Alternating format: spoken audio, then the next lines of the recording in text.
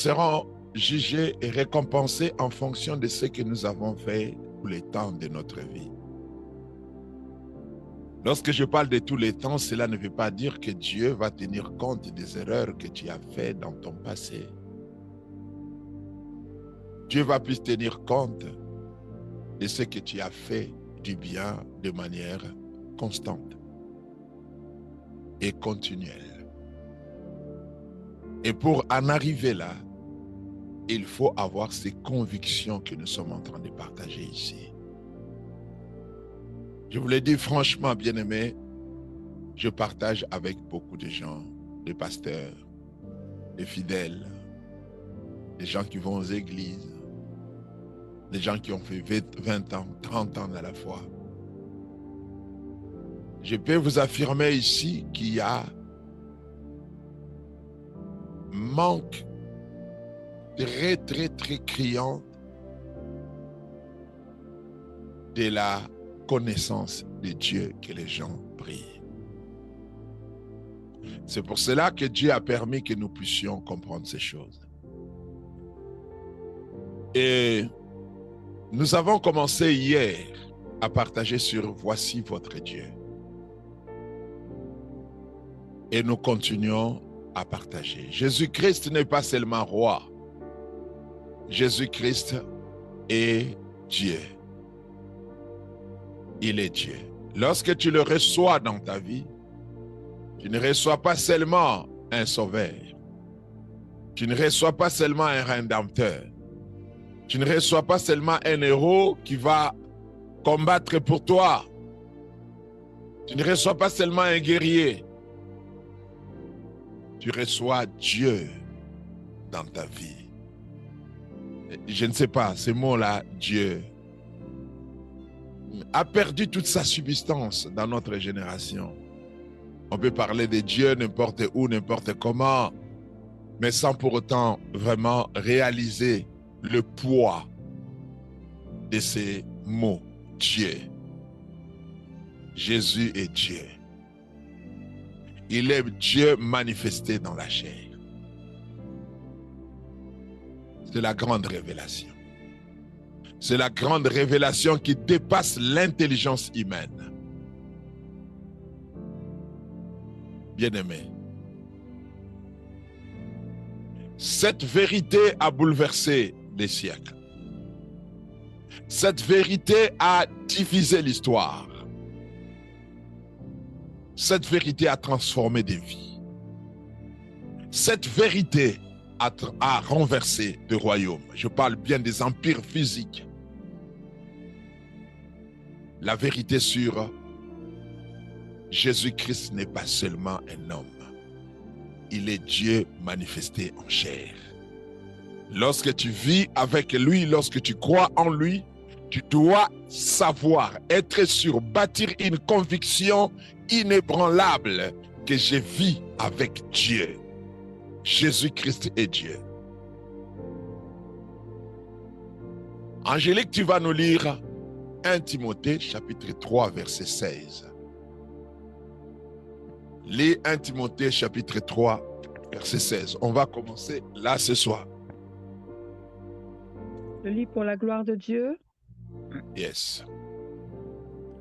Et, sans contredit, le mystère de la piété est grand. Celui qui a été manifesté en chair, justifié par l'Esprit, vu des anges, prêché aux gentils, cru dans le monde, élevé dans la gloire. Amen. Amen. Et sans contredit, le mystère de la piété est grand. Et quel est le mystère de la piété? Dieu a été fait chair. Dieu a été manifesté en chair. Dieu s'est incarné. Bien-aimé, ce n'est pas une théorie. Ce n'est pas une interprétation. C'est une révélation divine. Dieu ne s'est pas contenté de parler depuis les ciels. Il est descendu lui-même. Comme je l'ai dit hier, Jésus n'est pas une partie de Dieu, il n'est pas une extension de la divinité, il est Dieu lui-même. Il est descendu lui-même. Vous savez, 7 siècles avant la naissance de Jésus, Ésaïe prophétisait en disant: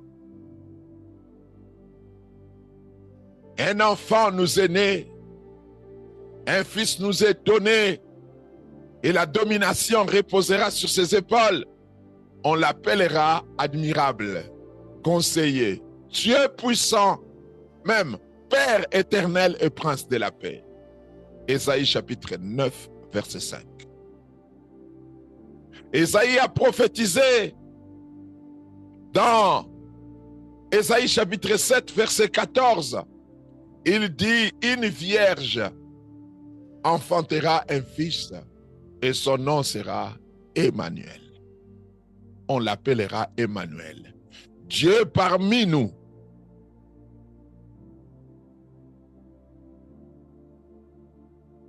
Je le répète, que Dieu ne s'est pas contenté de parler aux hommes, de parler à l'humanité, de parler à sa création depuis le ciel. Il est descendu lui-même. Dieu ne s'est pas contenté d'envoyer un message. Il est devenu lui-même le message. L'incarnation du Christ est un message. Là où tu es avec ton micro fermé, tu dis, répète avec foi, Dieu est venu à nous. Et répète encore en disant, Dieu est venu à moi.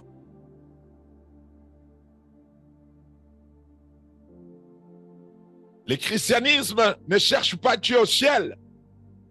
Au fait, la recherche de Dieu, je l'avais écrit il y a 2 semaines passées sur ma page Facebook, c'est prendre conscience de l'existence de Dieu. Et non seulement de son existence, de sa présence au milieu de nous, de sa présence dans ta vie. Alléluia. Et lorsque Jésus vient dans le monde, son incarnation produit quelque chose.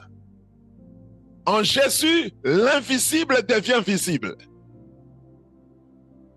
Jésus rend l'invisible visible, pas n'importe quel invisible, hein? Pas n'importe quelle invisibilité. Jésus rend l'invisible absolu. Parce qu'il y a des choses qui sont invisibles à nos yeux seulement parce que nous sommes dans les échelles qui ne nous permettent pas de le voir. Par exemple, les atomes, par exemple, les photons, les particules élémentaires qui sont là avec nous, nous ne le voyons pas seulement parce que nous ne sommes pas à leur propre, leur échelle. Et Dieu est l'invisible des invisibles, c'est-à-dire, la Bible dit qu'il habite une lumière inaccessible que personne n'a jamais vue et nul ne peut voir. Deuxièmement, la Bible dit dans le livre de Jean que personne n'a jamais vu Dieu, si ce n'est le Fils qui vient dans le sang du Père qui le fait connaître. Personne ne l'a déjà vu. Il est l'invisible absolu. Il est l'invisible des invisibles, c'est-à-dire même les êtres invisibles ne le voient pas. Même les anges ne le voient pas. Et Jésus rend cet invisible absolu visible. Colossiens chapitre 1 verset 15, Angélique, tu lis rapidement. Colossiens chapitre 1 verset 15, lis ce verset.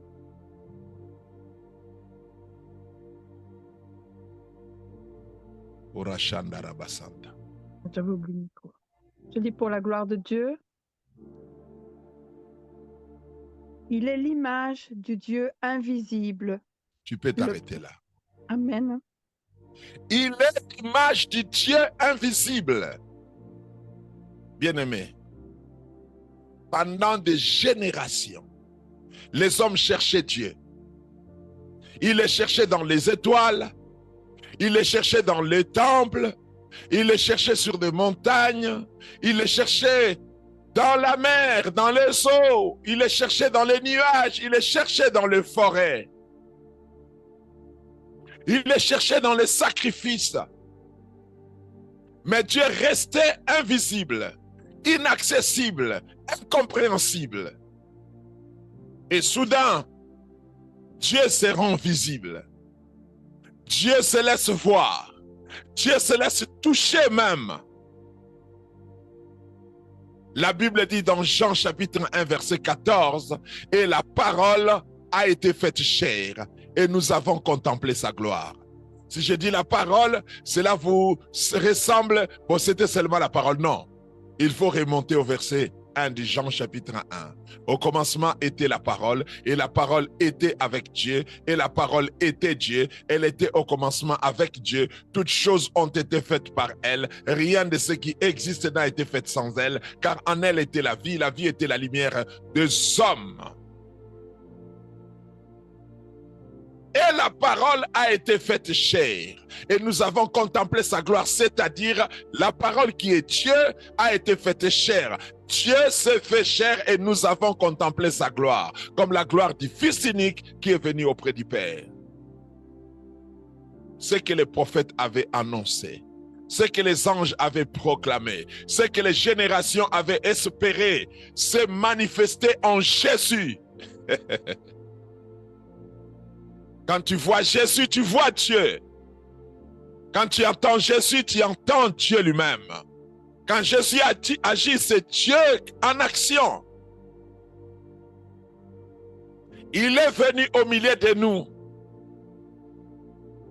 Il a rendu la divinité visible. Il y a autre chose d'une dimension plus profonde que tu dois encore comprendre. Jésus, tu vas dire, mais il était homme. C'est là que s'embrouillent les musulmans. C'est là que s'embrouillent d'autres personnes, voire même certains chrétiens. Les témoins de Jéhovah, par exemple, ils s'embrouillent. Ils disent, Jésus, mais il était homme. La Bible dit clairement, fils de l'homme. Oui, mais Jésus était 100% Dieu, 100% homme. On appelle ça la kénose. 100% Dieu, 100% homme. Pierre gagnante. Entrez dans cette profondeur. Entrez dans cette profondeur. Jésus n'est pas moitié Dieu, moitié homme. Non, il est pleinement homme et pleinement Dieu. Pleinement homme et pleinement Dieu. Comme homme, il a eu faim, il a eu soif, il a pleuré, il a souffert dans sa chair. Il a été blessé, maltraité. Mais comme Dieu, il a calmé la tempête. Comme Dieu, il a pardonné les péchés. Comme Dieu, il a ressuscité le mort. Comme Dieu, il a vaincu la mort. Quel mystère, bien-aimé. Quelle gloire. Quelle révélation. Le Créateur est entré dans sa création. L'Éternel est entré dans les temps. L'infini s'est revêtu de la chair. Mais pourquoi? Pourquoi Dieu s'est-il fait homme? Ceci est le cœur de l'évangile. Quand tu ne comprends pas ça, tu n'as rien compris de l'évangile. Pourquoi est-ce que Jésus est devenu homme? Dieu ne s'est pas incarné pour impressionner le monde. Il s'est incarné pour sauver, bien-aimé, pour sauver. Angélique prépare Matthieu chapitre 1 verset 21. Il s'est incarné, il a pris le corps pour sauver. C'est la raison pour laquelle Jésus-Christ est devenu homme. Pardon, Dieu est devenu homme. Le Christ est devenu Jésus. Pour sauver. Angélique lit Matthieu chapitre 1 verset 21. Et pour la gloire de Dieu. Yes. Elle enfantera un fils, et tu lui donneras le nom de Jésus. C'est lui qui sauvera son peuple de ses péchés. Amen. Alléluia. Tu lui donneras le nom de Jésus. Jésus veut dire, Jésus vient de l'hébreu Yehoshua. Yehoshua veut dire celui qui sauve. Lorsqu'on l'appelle Jésus-Christ, Le Christ veut dire celui qui a reçu un mandat divin, celui qui a reçu des capacités divines, celui qui a reçu un pouvoir divin. Et Jésus-Christ veut dire celui qui a reçu un mandat divin et un pouvoir divin pour sauver. Tu lui donneras le nom de Jésus, veut dire sa mission est de sauver le monde. Celui qui sauvera le monde ou son peuple de ses péchés. L'homme était perdu. Moi et toi, nous étions tous perdus. L'homme était séparé de Dieu. Tu étais séparé de Dieu, j'étais séparé de Dieu. Nous étions tous séparés de Dieu. Et non seulement séparés de Dieu, nous étions tous condamnés. L'homme était condamné à aller en enfer. Condamné à la soumission aux autorités des ténèbres. C'est pour cela qu'il y a eu des liens, qu'il y a eu des malédictions, qu'il y a eu tout ce que nous vivons dans nos vies. Et le comble en est qu'aucun homme ne pouvait sauver l'homme. Aucun homme ne pouvait sauver l'homme. Aucun homme ne pouvait se sauver lui-même. Alors Dieu dit, je vais venir moi-même. Je vais venir moi-même, tout en connaissant le prix à payer, tout en connaissant ce qu'il allait endurer en acceptant de venir dans le monde. Il est venu chercher ce qui était perdu. Il est venu restaurer ce qui était brisé. Il est venu reconnecter l'homme avec le ciel, reconnecter l'homme avec Dieu, réconcilier l'homme avec son origine éternelle. C'est ça Jésus. Il est devenu homme, Dieu est devenu homme à cause de ça.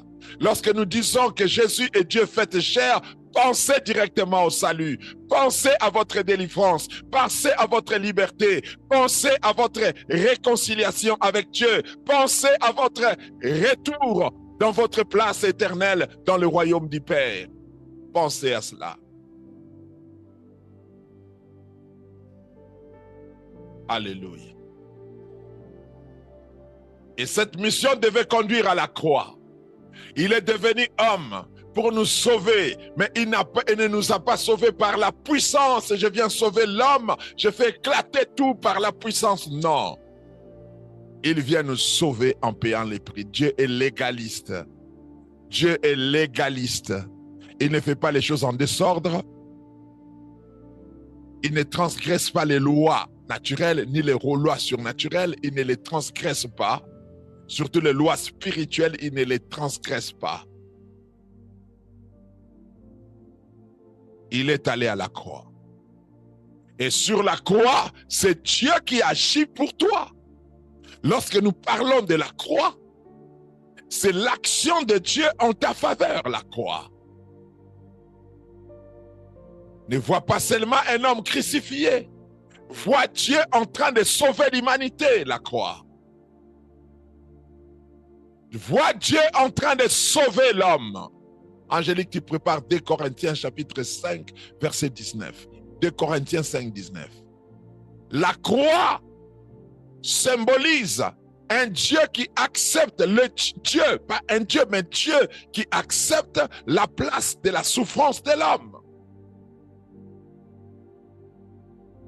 Et c'est Dieu, c'est Jésus. Nous avons dit que Dieu est venu lui-même. Et il est allé jusqu'à la croix. J'aime Philippiens chapitre 2, verset 5 à 9, qui dit « Ayez les sentiments qui étaient en Jésus-Christ, qui existant en forme de Dieu, n'a point regardé comme une proie arrachée d'être égal à Dieu. Il s'est dépouillé lui-même en prenant la forme d'un homme, d'un simple homme, se rendant obéissant jusqu'à la mort de la croix. » Angélique, lis 2 Corinthiens chapitre 5, verset 19, s'il te plaît. La gloire de Dieu. Car Dieu était en Christ, réconciliant le monde avec lui-même. On s'arrête là.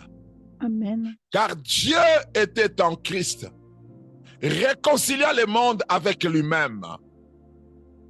Ce n'était pas un simple sacrifice, la croix. C'était Dieu lui-même qui portait ton péché. C'était Dieu lui-même qui portait ton péché.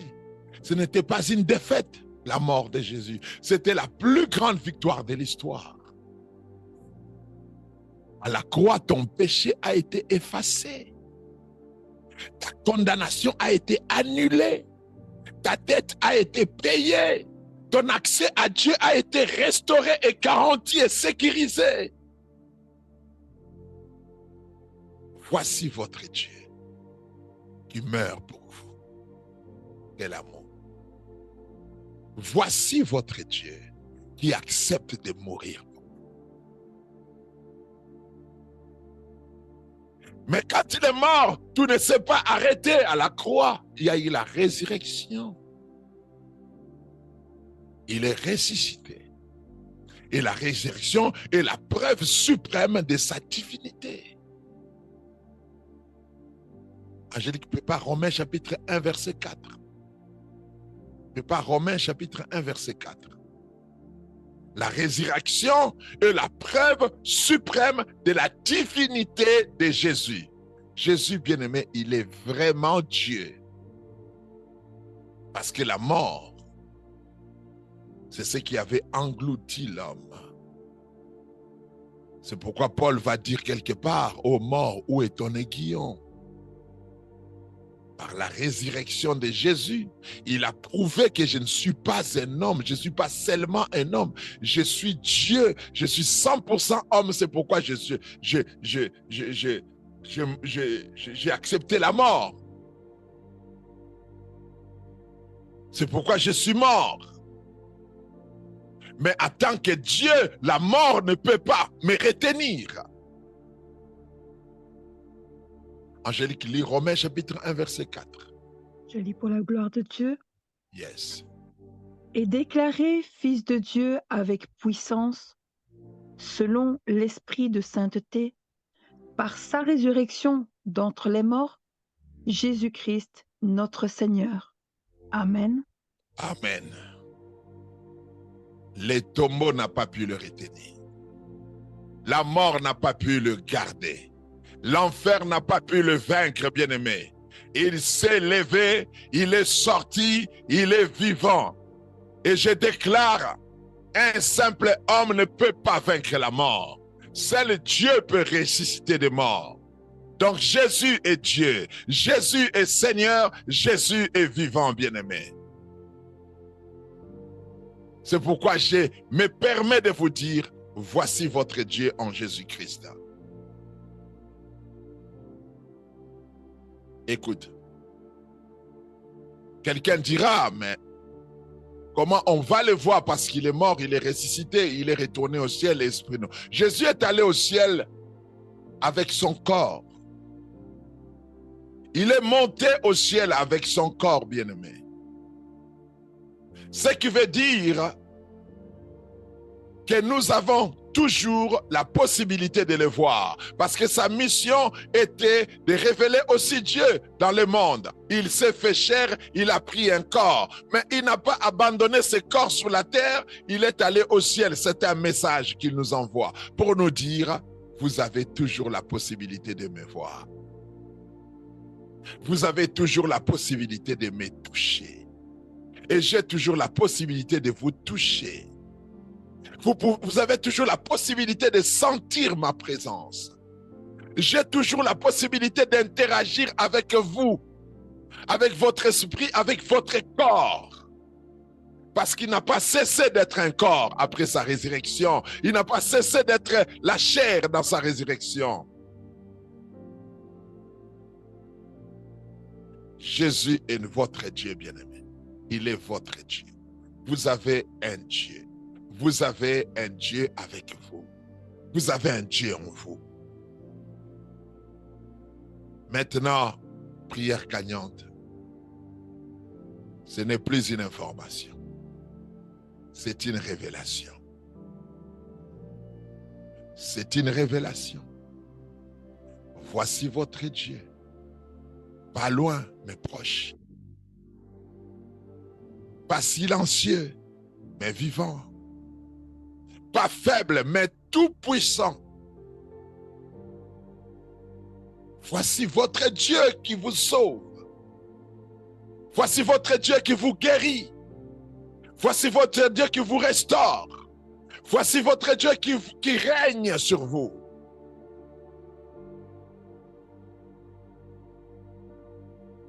Jésus est ton Dieu. Jésus est la révélation du Père pour toi.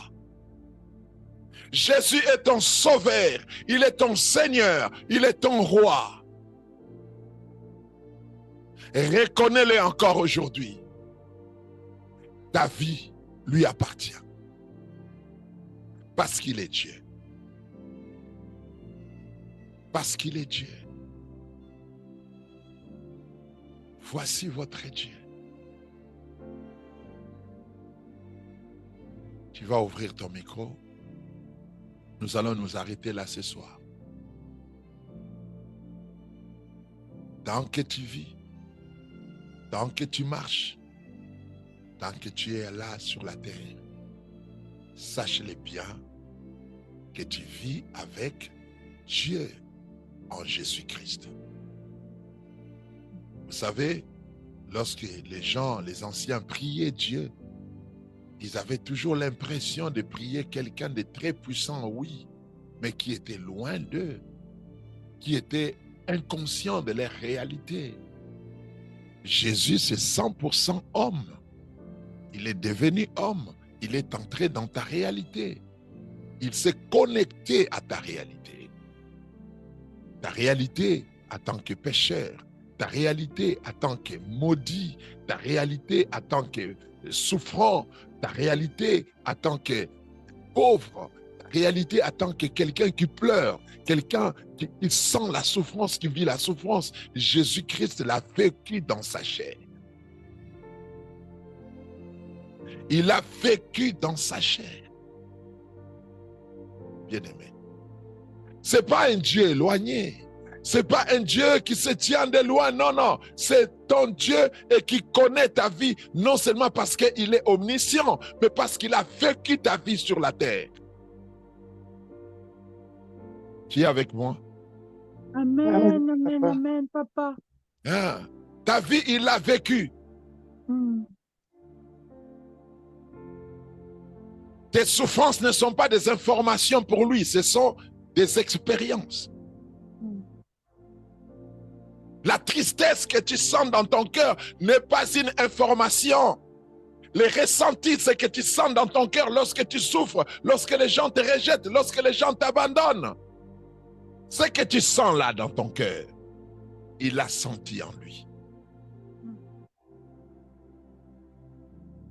Tu ne lui informes pas. Des fois, nous avons l'impression que non, il n'est pas au courant, il ne sait pas ce qui se passe, il ne voit pas vraiment ce qui se passe en nous. Non, il l'a vécu. Il l'a vécu dans sa chair. Alléluia. Est-ce que quelqu'un est avec moi là? Amen, amen, amen, papa. Amen, amen. Il connaît ta douleur mieux que toi. Amen. Amen. Oh my God. Alléluia.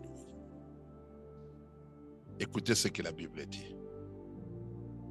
Dans Hébreux chapitre 2.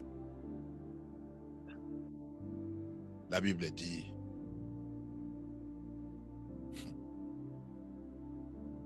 en effet, ce n'est pas à des anges que Dieu a soumis le monde à venir, dont nous parlons. Or, quelqu'un a rendu quelque part ce témoignage. Qu'est-ce que l'homme pour que tu te souviennes de lui? Ou le fils de l'homme pour que tu prennes soin de lui? Tu l'as abaissé pour un peu de temps au-dessous des anges. Tu l'as couronné de gloire et d'honneur. Tu as mis toutes ces choses sous ses pieds. En effet, en lui soumettant toutes choses, Dieu n'a rien laissé qui ne lui fût soumis. Cependant, nous ne voyons pas encore maintenant que toutes choses lui soient soumises. Mais celui qui a été abaissé pour un peu de temps au-dessus des anges, Jésus, nous le voyons couronné de gloire et d'honneur à cause de la mort qu'il a souffert. Afin que par la grâce de Dieu, il souffrit la mort pour tous. Voyez les termes utilisés dans la Bible. Il souffrit la mort pour tous. Il convenait en effet que celui pour qui et par qui sont toutes choses et qui voulait conduire à la gloire beaucoup de fils, éleva à la perfection par la souffrance le prince de leur salut. J'ai dit même souffrance, mais par les souffrances, le prince de leur salut. Car celui qui sacrifie et ceux qui sont sanctifiés sont tous issus d'un seul. Jésus a souffert, bien-aimé. Il a souffert. Je lis le dernier verset. En conséquence, il a dû être rendu semblable à toutes choses à ses frères. Vous connaissez ce verset? Hébreux chapitre 2, verset 17. En conséquence, il a dû être rendu semblable en toutes choses à ses frères, c'est-à-dire à toi et à moi, en toutes choses, semblable à toi en toutes choses, afin qu'il fît un souverain sacrificateur miséricordieux et fidèle dans le service de Dieu pour faire l'expiation des péchés du peuple, car ayant été tenté lui-même de ce qu'il a souffert, il peut secourir ceux qui sont tentés. Amen. Amen. Alléluia. Amen. Amen. Gloire à Dieu. Jésus a souffert. Il n'y a aucune maladie dans ton corps. Vous savez, il a porté toutes nos maladies. Vous avez déjà lu ça, non? Il a porté toutes nos maladies. Imagine-toi tel que tu es là, tu as les sida, tu as les cancers, tu as Vous connaissez toutes sortes de maladies, non? Et leurs douleurs ensemble. Maintenant, toutes les maladies étaient sur lui. Les gens ne réalisent pas la souffrance de Jésus. Les gens ne réalisent pas ce qu'il a souffert. La douleur du rhumatisme était là. La douleur de la carie dentaire était là. La douleur du cancer était là. La douleur de... Qui peut me rappeler encore d'autres maladies, s'il vous plaît? Vous ne connaissez pas les maladies, hein? L'estomac. Des typhoïdes, de tuberculose, c'est-à-dire toutes les souffrances de toutes les maladies. Jésus les a senties dans son corps. Et il les a sentis pendant 3 heures du temps, pendant 6 heures. C'est-à-dire en 6 heures, tu as les douleurs de toutes les maladies qui existent et qui existeront.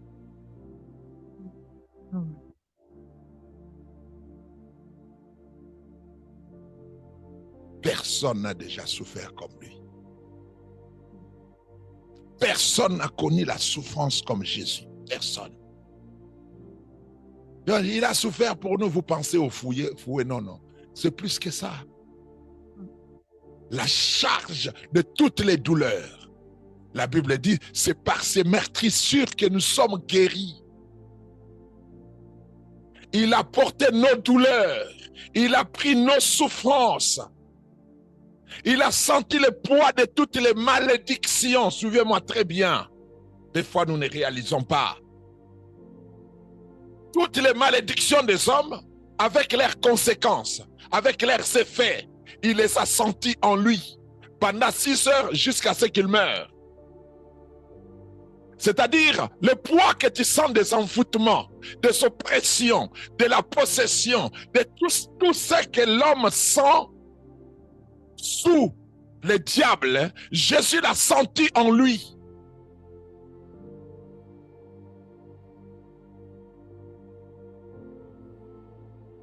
Toutes les malédictions relatives au péché, ce n'est pas seulement qu'il les a portées, non, il les a vécues. C'est pourquoi la Bible dit qu'il a souffert. Est-ce que quelqu'un est en train de me suivre ici? Amen. Amen. Amen. Il a souffert ces choses. Mm. Il ne les a pas seulement portées, il a souffert ces choses. Mm. Il n'y a aucune douleur que tu sens dans ton corps que Jésus n'avait pas senti. Il n'y a aucun poids de problème dans ton âme que tu sens que Jésus n'a pas porté dans son cœur.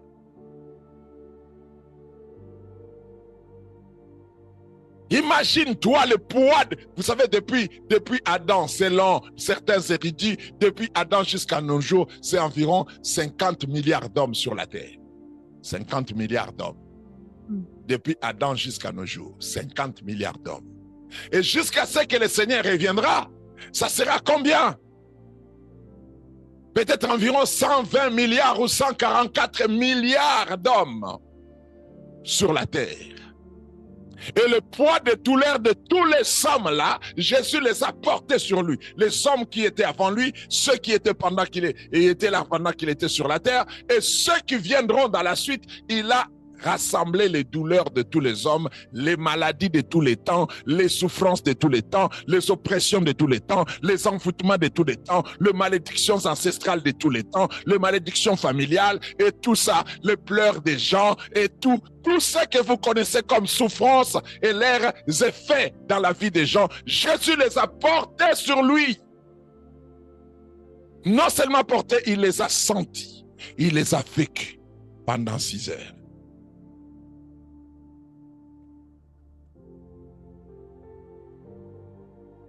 Vous savez, la douleur la plus atroce que j'ai connue sur le plan physique, c'est la carie dentaire. J'ai déjà connu peut-être des fois certaines maladies comme ça, mais les jours où j'ai eu la carie dentaire, Maman Jolie est là. Je pleurais comme un enfant. Je pleurais comme un enfant. Ici aux États-Unis. Nous sommes allés voir le médecin. Le médecin dit, on m'a mis dans une chambre là, on me demande 2800, je ne sais pas si c'est combien là, de dollars que je devais payer pour qu'on enlève une seule dent. Et il y avait des paperasses à faire et tout ça. On est sorti de là sans avoir enlevé la dent là. Je suis sorti de là en pleurant. Maman Julie est allée chercher les anti-inflammatoires et tout ça. Jusqu'à ce que je suis rentré à la maison, le Seigneur m'a donné la révélation d'une recette que j'ai utilisée pour me guérir. Écoute bien aimé. Maintenant, Jésus a porté ça. La carie. La douleur du cancer. Les douleurs, toutes les douleurs que vous connaissez. Oh non, j'ai des maux de tête. Et tout ça était sur lui pendant 6 heures. Réalisez bien aimé. Réalisez la souffrance de Jésus. Je ne le dis pas pour que vous soyez triste. Non, non. Mais pour que vous compreniez à quel niveau vous êtes bénis. Amen. Amen. À quel niveau vous êtes bénis par l'incarnation de Jésus. Amen. Par sa mort et par sa résurrection. Amen. Réalisez-les. Il n'y a pas quelque chose qui fait peur aux gens que la mort.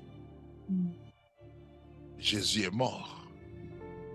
Et il savait qu'il allait mourir pour toi. Il a accepté la chose qui fait peur aux gens plus que toute autre chose dans le monde. La mort fait peur aux gens.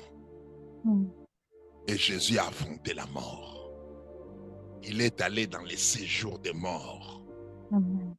Il a rencontré tous les morts de tous les temps.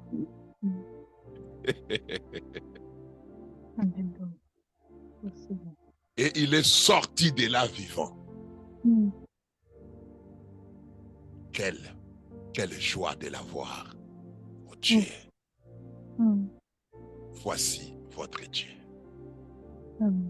Ce n'est pas un Dieu qui reste sur le trône, qui ne se fait qu'adorer. Non, non. Il connaît tes problèmes. Il est dans tes douleurs. Il connaît tes souffrances. Tout ce que tu traverses, il les a déjà traversées. Les humiliations, les rejets et tout ça, il les a connus. Mm. Yes. Il les a connus. Mm. Et il les a connus pour que toi, tu en sois délivré. Amen. Merci, Seigneur. J'espère que quelqu'un a compris. Merci. Amen. Dis merci au Seigneur, on va clôturer là. On Mhm. continue, voici votre Oui, Dieu. Seigneur. Demain, on va continuer. Tu remercies le Seigneur d'être ton Dieu. Tu remercies Merci, Jésus Seigneur. d'être ton Dieu. Merci d'être mon Dieu. Remercie-le d'être ton Dieu. La Bible dit, errez le peuple dont l'Éternel est Dieu. Remercie Jésus d'être ton Dieu. Merci d'être mon Dieu. Au nom de Jésus, élevons nos voix et prions le Seigneur. Alléluia.